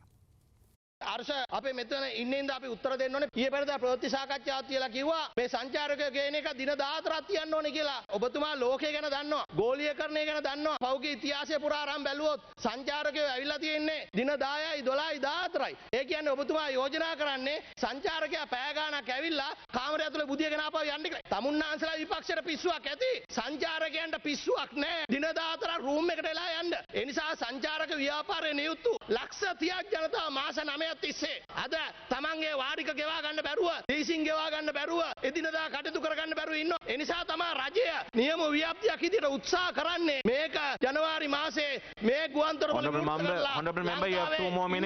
පිටරට ශ්‍රී ලාංකිකයන්ව ඕන වාණිජ ගුවන් යානකින් ගේන්න පුළුවන්ද කියන එක බලන්න. මම කිව්වේ දවස් 7කට අඩු කරලා තියෙනවා මේ දවස් 14 නිරෝධායන කරමතුමා. කොන්දේසියක් සමග එයාපෝට් එකේ PCR එකක් කරන්න ඕනේ, දින 3න් PCR එකක් කරන්න ඕනේ, දින 6න් PCR එකක් කරන්න. අපි ඇහුවේ ඒ PCR 3 කරාද කියලා. පැහැදිලි උපදෙස් දෙන්න ඕනේ. මේ මේ සංචාරක බුබුලු විදිහට ගෙනාපුවාම PCR දෙකක් කරපුවාම ඇති කියන එක තමයි දැන්ට දීලා තියෙන ගයිඩ්ලයින් එක. මේ සංචාරකයන් ලංකාවට ගෙන්නේ මේ සංචාරකයන්ගේ මූණ පෙන්නලා අපි සතුටු වෙන්න නෙමෙයි. ලක්ෂ 30ක් ජනතාව ඍජුව හා වක්‍රව මේ සංචාරක ව්‍යාපාරයට මැදිහත් වෙලා තියෙනවා. මේ අය සමාජීය වශයෙන් නැගිටන්න නම් මේ සංචාරක ව්‍යාපාරය ආරම්භ කරන්න ඕනි. ඒ සඳහා ඉලක්ක කරගෙන තමයි අපි ජනවාරි 21 වෙනිදා අනිවාර්යයෙන්ම සංචාරකයන්ට ගුවන්තොටුපළ විවෘත කරන්න බලාපොරොත්තු වෙන අපි අද කටයුතු කරගෙන යනවා. මෙතන ඉන්න ඕනම කෙනෙකුට පුළුවන් රටට සංචාරකයෙක් ගේනවා නම් මැදිහත් වෙලා ඒ සඳහා අපේ සම්පූර්ණ සහයෝගය දෙනවා. සංචාරක ව්‍යාපාරය දෙන අය වෙනුවෙන් පෙනී හිටින්නේ නැතුව කිඹුල් කඳුළු හදලා වැඩක් නැහැ. මම අහනවා විපක්ෂයෙන් ඔබතුමාලා මොකද්ද කරේ සංචාරකයන් ලංකාවට ගෙන සංචාරක ව්‍යාපාරී ඉන්න ලක්ෂ 30ක් වෙන්නේ ඔබතුමාලා මොනවද කරේ? මේක කඩාකප්පල් කරන්න හැදුවා මිසක් මේකට සහයෝගයක් ලබා දෙන්න කටයුතු කරේ නැහැ.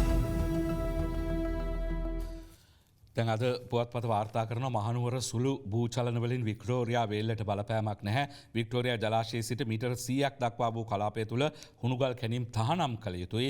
භූචලන ගැන සෙවූ විද්වත් කමිටු වාර්තාව සඳහන් කරනවා. මහනුවර දිස්ත්‍රික්කයේ ප්‍රදේශ කිහිපයකින් වාර්තා වූ සුළු භූචලන හේතුවෙන් වික්ටෝරියා ජලාශයේ වේල්ලට බලපෑමක් සිදුවේ නොහැකි බව අදාළ සිද්ධි සම්බන්ධයෙන් විද්‍යාත්මක අධ්‍යයනයක් සිදු කිරීම සඳහා පත් කළ විද්වත් කමිටුව පෙන්වා දෙනවා. කෙසේ වුවත් වික්ටෝරියා ජලාශයේ සිට මීටර් 100ක් දක්වා වූ කලාපය තුළ සිදු කරනු ලබන හුණුගල් කැණීම් තහනම් කළ යුතු බව එම වාර්තාව අවධාරණය කරනවා. එම වාර්තාවේ වැඩිදුරටත් සඳහන් කර ඇත්තේ මේ වන විට සිදුව ඇති භූචලන සියල්ලම රිච්ටර් මාපකයේ 2කට අඩු අගයකින් වාර්තා වී තිබීමත් එසේ මේවා ජලාශයට ජලය පිරියන අවස්ථාවන් වලදී සිදුවන ස්වාභාවික කම්පන විශේෂයක් වන බවයි. ඉතින් මහින්ද අමරවීර අමාත්‍යවරයාට මේ වාර්තාව ලබා දෙමින් තමයි මේ ඉංජිනේරු අනුර වල්පොල මහතාගේ වාර්තාව උගේ සභාපතිත්වයෙන් යුතු වාර්තාව මෙලෙස සඳහන් කර සිටින්. ඉතින් ඒකම මේ පසුගිය කොරෝනා සමයේදී තමයි වැඩිම පරිසර හානියක් සිදු වෙලා තියෙන. දැන් මේ හුණුගල් ආශ්‍රිතවත් සඳහන් කරන්නට වෙන්නේ පරිසරය පිළිබඳව කතාවක්. ඉතින් අද පුවත්පත කියන වසර දෙකක කාලය තුල වැඩිම පරිසර හානි කොවිඩ් වසංගත තත්ත්වයේ තුල සිදු වෙලා කියලා පරිසර ඇමති කළ සොයා බැලීමේදී හෙළිදරව් වීමක්. ඒ අනුව ගත වූ වසර දෙකක පමණ කාලය තුල සිදු ඇති වැඩිම පරිසර හානි ප්‍රමාණය කොවිඩ්-19 වසංගත තත්ත්වයේ තුලදී සිදු ඇති බව පරිසර අමාත්‍ය මහින්ද අමරවීර මහතා විසින් ප්‍රකාශ කරන බව තමයි දක්වා තිබෙන්නේ. ඉතින් තව තවත් පරිසරය හානි කරලා තවත් වසංගත තවත් ව්‍යසන වගේ දේවල් නිර්මාණය කරගන්නට මිනිස් සංහතිය කටයුතු කරනවාද කියන එක මිනිසුන් විදිහට අපි තීරණය කළ යුතුයි. අපි දැන් සමන් දෙන්නේ ඉදිරි පාසල්වල පවතින ගුරු පුරපාඩු සම්බන්ධයෙන් අමාත්‍ය ජී.එල්. පීරිස් මහතා දක්වන අදහස. අපි බලාපොරොත්තු වෙන්නේ විද්‍යා පීඨවලින් ඩිප්ලෝමා ලබා ගන්නා පුද්ගලයන්ට ඒ ප්‍රාදේශීය ලේකම් කොට්ටාස තුලම ඒගොල්ලෝ පදිංචි වෙලා ඉන්න කොට්ටාස තුලම ගෘහපත් වීම ලබා දෙන්න. ඒතර ඒ අයටත් පහසුයි. ඉතින් දැන් පාසලට යන්න හැකි වියදම් අඩුයි. ඒ අනුව මේ පත්වීම් රාශියක් කරන්න අපි බලාපොරොත්තු වෙනවා. ඊට අමතරව මේ උපාධිධාරීන් 54000ක් පමණ බඳවාගෙන තිබෙනවා. ඒ උපාධිධාරීනුත් විශේෂයෙන් 12 වන හා 13 වන ශ්‍රේණි වලට පාවිච්චි කිරීමට අපි බලාපොරොත්තු වෙනවා. සමහර අවස්ථාවලදී ඒක සුදුසුයි කියලා හිතෙනවා නම් විශ්‍රාමික ගුරුවරුන් తాවකාලික කොන්ත්‍රාත් පදනමක් මත පත් කිරීමට අපි බලාපොරොත්තු වෙනවා. ඒකම පසුගිය දිනවලදී අදහස් දැක්වීමක් සිදු වුණා මේ විශේෂයෙන්ම ගුවන් හමුදා නිලධාරීන් අනුයුක්ත කරන්නට සූදානම් වනමයි කියලා මේ ඉංග්‍රීසි විෂය ඒ වගේම IT තොරතුරු තාක්ෂණය සම්බන්ධයෙන් ඉගැන්වීම් කටයුතු එහෙම නැත්නම් ගුරුවරුන් විදිහට. නමුත් අද ලංකාදීපයේ කියන ගුවන් හමුදා නිලධාරීන් පාසල් ගුරුවරුන් ලෙස පත් කිරීමේ තීරණයක් නැහැයි කියලා ඇමති ජී.එල්. පීරිස් මහතා මැති සභාවේදී කරන ලද ප්‍රකාශය. ඒ අනුව ඒ ප්‍රවෘත්තිය තරම් හරි නැහැයි කියන එක තමයි කියන්නට වෙන්නේ. ඔහු සඳහන් කරන විදිහට ගුවන් හමුදා නිලධාරීන් යෙදවීමේ අදහසක් නැහැ. පීරිස් මහතා සඳහන් කරන්නේ මාතලේ දිස්ත්‍රික් මන්ත්‍රීනි රෝහිණී කුමාරි විජේරත්න මහත්මිය කරන ලද විමසීමකට පිළිතුරු දෙමින් මන් දන්නා තරමට අපි එහෙම තීරණයක් අරගෙන නැහැ. ඔබතුමිය වගකීමෙන් කියනවා නම් මම ඒ ගැන සොයා බලන්න සූදානම් හොයලා පිළිතුරු දෙන්නම් කියලා තමයි ජී.එල්. පීරිස් මහතා වැඩිදුරටත් සඳහන් කරන ලද්දේ. ඉතින් ඒකම ජී.එල්. පීරිස් මහතා සඳහන් කරනවා මේ ළමා අපරාධ සම්බන්ධයෙන් කටයුතු කරන්නටත් අධිකරණමය ශක්තිය එහෙම නැත්නම් අධිකරණ පද්ධතිය සවිශ ශක්තිමත් කරන්නට සූදානම් කියලා. දිවයින අධ කියන්නේ ළමා අපරාධ නඩු ප්‍රමාදය වැළැක්වීමට ළමා මහා අධිකරණ 9ක් ළමා මහේස්ත්‍රාත් අධිකරණ 7කුත් දැන්ට තිබෙන්නේ එකක් දෙකක් වගේ තමයි ළමා මහේස්ත්‍රාත් අධිකරණ. එය 7 දක්වා වර්ධනය කරන්නට සූදානම් බව අමාත්‍ය මහාචාර්ය ජී.එල්. පීරිස් මහතා සඳහන් කරන බව අද දිවයින පුවත්පත කියා සිටිනවා. ඉතින් ඒ අනුව ඉදිරියේදී මේ තත්ත්වය වඩාත් විධිමත් විදිහට කරගෙන යන්නට සූදානම් බවයි වාර්තා කර සිටින්නේ. ඉතින් ළමයින් සම්බන්ධයෙන් පවතින නඩු ප්‍රමාදය වැළැක්වීම සඳහා පළාත් 9ටම ළමා මහාධිකරණ 9ක් සහ පළාත් 7කට ළමා මහේස්ත්‍රාත් අධිකරණ 7ක් පිහිටුවීම සඳහා අවධානය යොමු කර ඇතැයි අධ්‍යාපන අමාත්‍යවරයා කියනවා. ඒ වගේම ළමයින්ගේ සාක්ෂි වීඩියෝ කර පටිගත කිරීමේ ඒකක 9ක්ද පළාත් බදව පිහිටුවීමට ළමා ආරක්ෂක අධිකාරිය විසින් යෝජනාවක් ඉදිරිපත් කර ඇති බව ඇමතිවරයා කියනවා. ළමා අපරාධවලට සම්බන්ධ සැකකරුවන් කඩිනමින් නැප ලබා නිදහස් වීම වැළැක්වීම සඳහා ඊට අදාළ නීතියද සංශෝධනය කිරීමට කටයුතු කරන බව මහාචාර්ය ජී.එල්. පීරිස් මහතා සඳහන් කරනවා. ඉතින් මේ අප සම්බන්ධයෙන් කතා කරද දැන් අප පිළිබඳව විශේෂෙන්ම මේ පෞරාණික දේවල් ඊට පස්සේ නිදන් කියලා හඳුන්වන දේවල් සම්බන්ධයෙන් මෙතෙක් අප ලබා ගන්නට හැකියාවක් ඇත්තේ නැහැ. නඩුව විමසන තුරු එහෙම නැත්නම් විමසා නිමාවන තුරු රක්ෂිත බන්ධනාගාරගත කරන්නට ඕනේ කියලායි නීතියේ තියෙන. ඉතින් එය මහේස්ත්‍රාත් අධිකරණවලට අප ලබා දීම දක්වා සංශෝධනය කරන්නට යෝජනාවක් ඉදිරිපත් වූ සයක් දැක ගන්නට තිබුණා. ඒ වගේම ග්‍රෑම් 2කට මරණීය දණ්ඩනයේ නියම වන හෙරොයින් නඩු ග්‍රෑම් 5 දක්වා වර්ධනය කිරීමේ තත්ත්වයක් තිබුණා. ඉතින් එහෙම තියෙද්දි මේ ළමා නඩුවල අප ලබා දීමේ තත්ත්වය තවත් තද කරන්නට යනවායි කියලාත් වාර්තා වෙනවා. ඉතින් උබතෝ කෝටිකයක් පරස්පරයක් නිර්මාණය වෙන්නට පුළුවන් නීති ශාස්ත්‍රයේ ඉන්න උදවියට.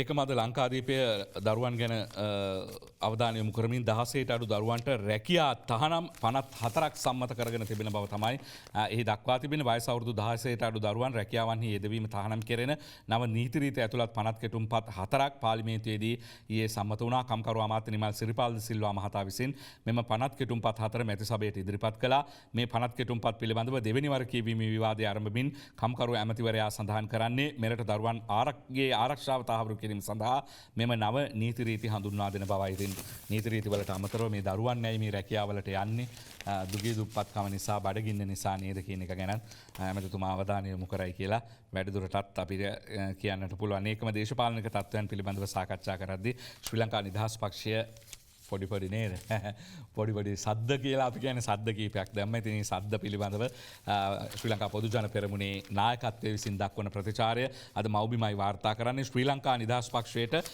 කුඩම්මාගේ සැලකිලි දක්වා නැහැයි කියලා බැසිල් රාජපක්ෂ මහතා කරන ප්‍රකාශය අපි කියවා බලමු. ඒ අනුව ශ්‍රී ලංකා නිදහස් පක්ෂයට කුඩම්මාගේ සැලකිලි දක්වන්නේ නැතයිද සද්භාවෙන් රජය වෙනුවෙන් එක් වී තමන්ට පැවරී තිබෙන කාර්යභාරය ඉටු කරමු යයිද ජනාධිපති කාර්යසාධක බලකා ප්‍රධානී බැසිල් රාජපක්ෂ මහතා සඳහන් කරනවා. ඉතින් දේශපාලනයේ සදාකාලික මිතුරන් වගේම සතුරන්ද නැති බවත් ශ්‍රී ලංකා නිදහස් පක්ෂයෙන් බිහි වූ ශ්‍රී ලංකා පොදු ජන පෙරමුණ හයිබ්‍රිඩ් පක්ෂයක් ලෙස කටයුතු කරගෙන යන බවත් බැසිල් රාජපක්ෂ මහතා සඳහන් කරයි කියලයි අද මව්බිම පුවත්පතේ මේ සිරස්තලයෙන් සඳහන් කර සිටින. ඉතින් ඒකම ශ්‍රී ලංකා නිදහස් පක්ෂයේ නායකයා කරන ප්‍රකාශයකුත් අද වාර්තා කරන එම පුවත්පතම ආවාට ගියාට අදහස් පළ කිරීම හොඳ නැහැ කියලා අපිට එතුමා කියනවයි කියලායි කියන්නේ. ඉතින් ඒ අනුව විවිධ අයට විවිධ මතිමතාන්තර තිබිය හැකි. නමුත් ඒ අදහස් මතිමතාන්තර සාකච්ඡා කරලා එකඟතාවයකට පැමිණිය යුතුයයි හිටපු ජනාධිපති මෛත්‍රීපාල සිරිසේන මහතා කියනවා. ඉතින් ඊයේ ශ්‍රී ලංකා නිදහස් පක්ෂ මූලස්ථානයේ පැවති උත්සවයකින් පසු මාධ්‍ය වෙත අදහස් දක්වමින් තමයි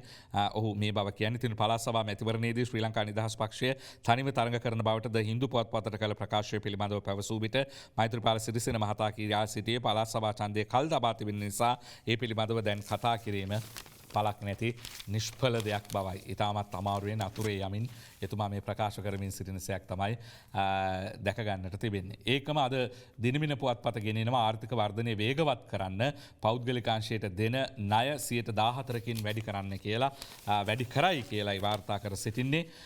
වසර 2020දී මන්දගාමී වූ මෙරට ආර්ථික වර්ධනය මේ වසරේදී වේගවත් කිරීමේ අරමුණින් පෞද්ගලිකාංශයට සපයන ණය 14%කින් වැඩි කිරීමට ශ්‍රී ලංකා මහ බැංකුව අපේක්ෂා කරනවා. අඩුපොලි අනුපාතයක් යටතේ පෞද්ගලිකාංශයට හැකිතරම් අරමුදල් සපයාදී ඔවුන්ගේ නිෂ්පාදන ආර්ථික ක්‍රියාකාරකම් සෑම අංශයක්ම වැඩි කර ගැනීම මේ යටතේ ඉලක්ක කොට ඇතැයි ශ්‍රී ලංකා මහ බැංකුවේ අධිපති දේශමාන්‍ය මහාචාර්ය WD ලක්ෂ්මන් මහතා ප්‍රකාශ කරයි කියලා අද දිනමින පුවත්පත මෙලෙසින් වාර්තා කර සිටිනවා. ඒකම අද පුවත්පත් වාර්තා කරලා තිබෙනවා දැන් මේ වර්තමානයට ගැලපෙන අයුරින් පුවත්පත් මණ්ඩල පනත සංශෝධනය කරනවායි කියලා. විශේෂයෙන්ම පුවත්පත් නියාමනය සඳහා පමණයි මේ පුවත්පත් මණ්ඩල පනත අදාළ වුණේ. නමුත් එය විද්‍යුත් මාධ්‍යවලටත් හරවන්නට උත්සාහ දරමින් සිටින සයක් දැක ගන්නට තිබෙනවා. අද අරුණ පුවත්පත කියන්නේ පුවත්පත් පනතට විද්‍යුත් හා සමාජ මාධ්‍යත් කියලා මාධ්‍යවේදීන් සහ මාධ්‍ය ආයතන පිළිබඳ විනිශ්චය ලබා දිය හැකි ආකාරයෙන් ශ්‍රී ලංකා පුවත්පත් මණ්ඩල පනත සංශෝධනය කිරීමට රජය තීරණය කරලා තියෙනවායි කියලා පුවත්පත අද අනාවරණය කර සිටිනවා. ඉතින් ඒ අනුව පෙරේදා පස්වරුවේ පැවති කැබිනට් මණ්ඩල රැස්වීමේදී මේ පිළිබඳව සාකච්ඡාවට ලක් වී තිබෙනවා. පුවත්පත් මණ්ඩලයේ දැනට පුවත්පත්වල ක්‍රියාකාරකම් පමණක් නියාමනය කිරීම වෙනුවට විද්‍යුත් මුද්‍රිත හා නව මාධ්‍යන සීලු මාංශ දක්වා පුළුල් කිරීමටත් කටයුතු කරනවයි කියලයි දක්වා තිබෙන. ඉතින් පුවත්පත් මණ්ඩලය පුවත්පත් කොමිසම වගේ දේවල් මුද්‍රිත මාධ්‍ය සඳහා පමණයි අවධානය යොමු කරේ. දැන් එය වෙනස් වන්නට යනවා. ඒකම අරුණ පුවත්පතම කියනවා පැරණි එකඟතා අලුත් කරගෙන දකුණු කොරියාවෙන් ණයක් ගන්න රුපියල් කෝටි 9500කට අනුමැතිය ලැබී තිබෙන බව. ඇමරිකානු ඩොලර් මිලියන 500ක එහෙම නැත්නම් රුපියල් කෝටි 9500ක ණය මුදලක් දකුණු කොරියාවෙන් ලබා ගැනීම සඳහා කැබිනට් මණ්ඩලය මුදල් අමාත්‍යාංශයට අනුමැතිය ලබා දීලා තියෙනවයි කියලායි කියන්නේ. ඉතින් දකුණු කොරියාවෙන් ණය ගැනීම පිළිබඳව කාලයකට පස්සේ තමයි අපිට මේ වගේ කතාවක් අහන්නට ලැබෙන්නේ. 2020 සහ 2022 කාල සීමාව ඇතුළත හඳුනාගනු ලබන ව්‍යාපෘති ක්‍රියාත්මක කිරීම සඳහා මෙම මුදල් යෙදවීමට නියමිතයි. කොරියානු ජනරජය සහ ශ්‍රී ලංකාව අතර කාර්ය රාමු එකඟතාවයකට 2017 වර්ෂයේදී අත්සන් තබා ඇති අතර 2019 වර්ෂයේදී මේ එකඟතාවය අවසන් වී තිබෙනවා. එම එකඟතාවය යාවත් කාලීන කරමින් හඳුනාගත් නව සංවර්ධන ව්‍යාපෘති ක්‍රියාත්මක කිරීම සඳහා මෙම ණය මුදල් ලබා දීමට කොරියානු ජනරජයේ එකඟතාවය පළ කර ඇතැයි මුදල් අමාත්‍යාංශය සඳහන් කර සිටිනවා. ඒකම අරුණම කියන රුපියල් බිලියන 2283ක ණය ගෙවන්න රජයේ සූදානම් කියලා. මෙම වසරේදී රජයේ දේශීය සහ විදේශීය ණය රුපියල් බිලියන 2283ක් ගෙවිය යුතු ඇතැයි මුදල් හා ප්‍රාග්ධන වෙළඳපොළ සහ රාජ්‍ය ව්‍යවසාය ප්‍රතිසංස්කරණ රාජ්‍ය අමාත්‍ය අජිත් නිවාඩ් කබ්‍රාල් මහතා ඊයේ දිනේදී පාර්ලිමේන්තුවේදී සඳහන් කරන ලද ප්‍රකාශයක් තමයි එලෙසින් දක්වා තිබෙන්නේ. ඒකම පාර්ලිමේන්තුවේදී ඊයේ දිනේදී කරන ලද ඉතාමත් විශේෂ ප්‍රකාශයක් අද පුවත්පත් වාර්තා කරනවා. ඒ අනුව අත්අඩංගුවට ගන්නා මත්කුඩු මහජනතාව ඉදිරියේ විනාශ කිරීමට නීති හදනවා. වාර්තාව ගෙනෙන්නේ අද දිනමින.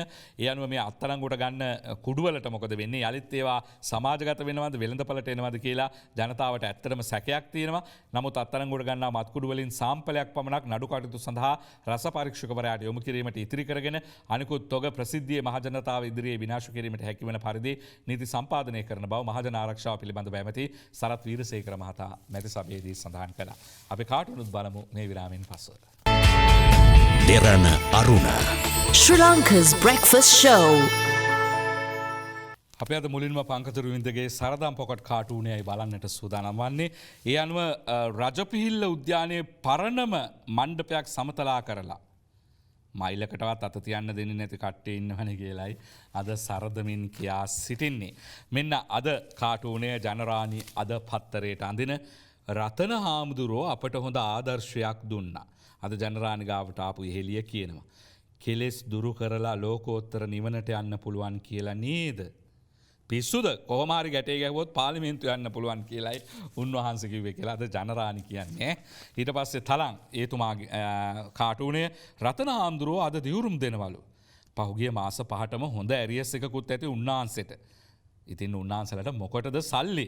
අර රංජන් මලයා ලක්ෂ 40 දුන්නා වගේ උන්වහන්සේත් ඔය මුදල දුගී මගී යාචකයන්ට බෙදා දෙයි කියලයි අද ඒතුමා කියන්නේ. ඉතින් සිරා මල්ලිත් අනේ සාදු සාදු කියලා කියනවයි කියලා කියනවා. ජයරත්න වික්‍රමසිංහගේ ෆේස්බුක් කාටුනේ අපේ ජන බල පක්ෂයේ රතන හාමුදුරුවෝ නම් පාර්ලිමේන්තු වැඩියාලු එක්සත් ජාතික පක්ෂයෙන් තාම නෑනේ. ඔය කල්මැරීම හින්දා හොටබිම ඇනගත්තම ඇදී ඇති කියලයි අද වික්‍රමසිංහලා කියා සිටින්නේ. ශ්‍රීකාන්තගේ ශ්‍රී දූපත රතන හාමුදුරුව ආවට පස්සේ එතකොට අප්‍රේල් වෙයි වගේ අනිත් එක්කෙනා එන්න. අනිත් එක්කෙනා කියන්නේ එක්සත් ජාතික පක්ෂයේ එක්කෙනා වෙන්නට ඇති. සැඟවුණු අමුත්තා එලි බහින්නේ සිංහල අලුත් අවුරුද්දටනේ කියලා අද කට්ටිය කතා වෙනවා. ඒකම අද කාටුනය අවන්ත ආටිකල නිර්මාණය කරන කාටුනේ යනුව නිරෝධායන නීතිවල ගිලි තමන්ගේ නහයට උඩින් වතුර යන විට ලංකාවේ ජනතාව සංචාරකයන් කරමත යුක්‍රේන සංචාරකයන් කරමත තබාගෙන යන බවයි අද කාටුනෙන් කියා සිටින්. ඒකම තිස්සේවා විස්සගේ හිනාවැස්සත් ඒ ගැන කතා කරන්නේ. සංචාරක සංවිධායකයන් කිසිවෙකුට කොවිඩ් නීතිවලට පිටුපාන්න බැහැයි කියලා අද මේ කොහෙන්ද ඇහෙන්නේ වැසිකිළියක් වගේ එකකින් ගම්පහ පැත්තෙන් කියලාත් කියනවා. අනේද කියන්නේ යාලදිමාර බුබුල පිපුරුවේ කියලයි අද තිස්සේවා විස්ස නම් කියන්නේ. මෙන්න ඩොක්ටෝක් ප්‍රියන්ති පෙරේරා අද පත්තරයට අඳින කාටුනය යුක්‍රේන සංචාරකයෝ ගෙන්වේ වාණිජ ගුවන් යානාවලින් සංචාරකයන් ගෙන්වන්න කලින් අත්දැකීමක් ලබා ගන්නලු කියලා අද කියනවා. ඒ කියන්නේ මේ රටේ අහිංසක ජනතාව රසායනාගාරමීයන් බවට පත් කොලා නේද කියලා අද කාටුනෙන් විමසා සිටිනවා. හසන්ත විජේනායකගේ හුරේරා කාටුනේ මේ කොවිඩ් දේහ සම්බන්ධයෙන් කමිටු දෙකක් නෑ කියලා සුදර්ශනී කියනවා. එහෙනම් එකම කමිටුව රෑ ඩැනියෙල් දවල් මිගෙල් කරන්න පටන් අරන්ද සර් කියලයි අද අහන්නේ කවුද? මේ හුරේරා.